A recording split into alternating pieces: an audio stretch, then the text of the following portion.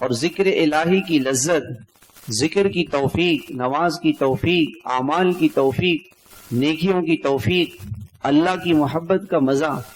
اب ہمارے حضرت ڈاکٹر عبدالسلام صاحب دامت برکاتہم فرمانے لگے کہ میں اپنے شیخ سے بیعت ہوا تھا، اور تقریباً کافی عرصہ پہلے کی بات ہے، وہ 20-25 سال ہو گئے تھے، تو 25 سال ہو گئے میں نے آج تک اپنی ذکر کا ناغہ نہیں کیا۔ تو جو شخص اتنا ذکر کا پابند ہو کہ اللہ اس کو ذکر کا مزہ نہیں دیں گے؟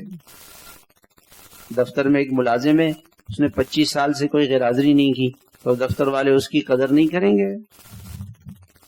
ہمارے حضرت رحمت اللہ علیہ فرماتے تھے کہ میں شیخ سے بیعت ہوا، 25 سال شیخ کی وفات تک بیعت رہا، کوئی دن ایسا میری زندگی کا نہیں تھا کہ میں کراچی میں ہوں اور میں شیخ سے نہیں ملا ہوں۔